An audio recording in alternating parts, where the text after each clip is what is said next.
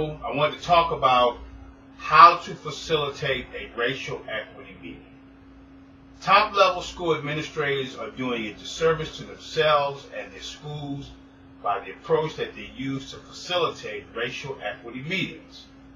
In the end, students continue to lose the benefit of the meetings due to the continued infighting between the assigned and invited participants. School leaders need to implement several leadership strategies to ensure that the equity meetings remain productive rather than creating chaos resulting in continued public embarrassment.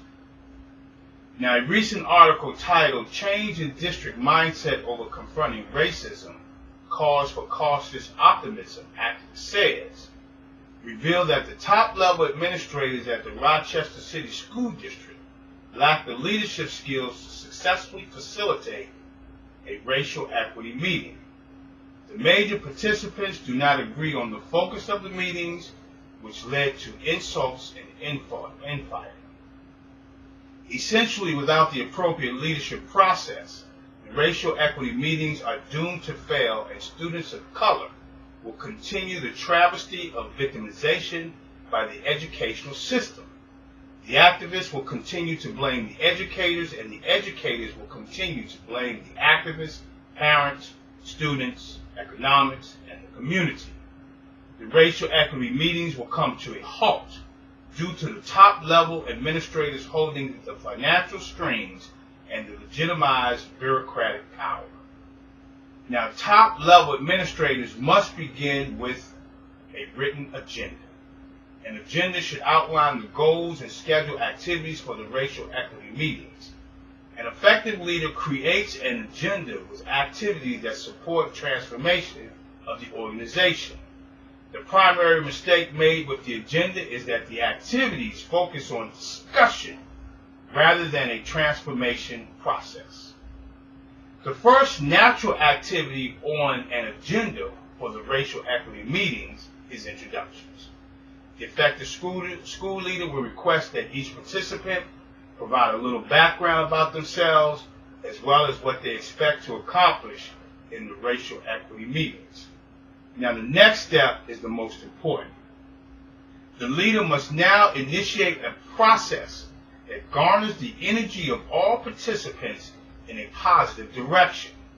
Without this crucial step, the racial equity meetings will end with blaming and mudslinging from the participants.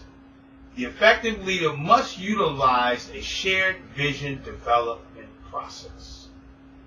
Developing a shared vision requires that the educational leader have a high proficiency at developing a consensus among the participants.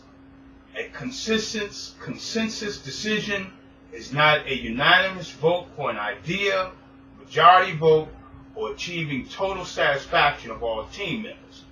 It is an idea that every team member can, 1, substantially agree to represent a common reality, 2, is involved in the fusion of the information, logic, and they have an opportunity to express their feelings, 3, is willing to accept the group's decision, and finally, 4, believes that the decision is a workable approach that is in the best interest of the team.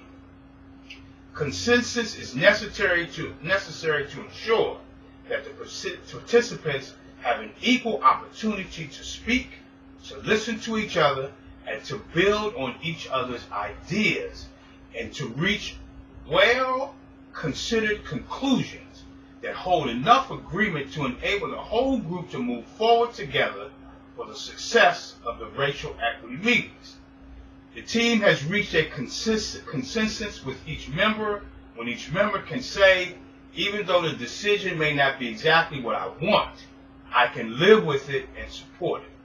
This does not mean that the entire team must completely agree with the decision, but rather that everyone is in fundamental agreement. After the shared vision development, the future racial equity meetings will comprise of developing a strategic plan based on the shared vision. This is Dr. Campbell. You can get additional information on our website, at www.positiveracialrelationships.com. And of course, if you want to talk about it, you can call me on my direct line at 856-566-3267. You also will find the following products on our website. This is a book I wrote titled Treasures of Hidden Racism in Education. It's only $29.99. This is the Ultimate Guide to Classroom Racism Management, $29.99. And then I have the Promoting Positive Racial Teacher-Student Classroom Relationships. This is the Facilitator's Guide.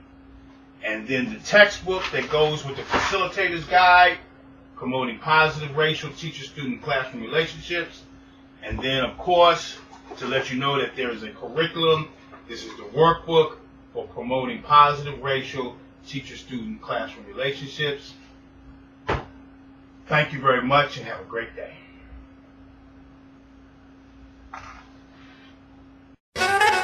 Yeah, be sure to check out PositiveRacialRelationships.com. Check it. Look, pull your pencils out, class is in session. Let's focus on loving our neighbor without a question. Visit PositiveRacialRelationships.com. Leading classrooms together like a marriage bond. Kick racism out, that ain't what life's about. For more information, check the website out. Yeah.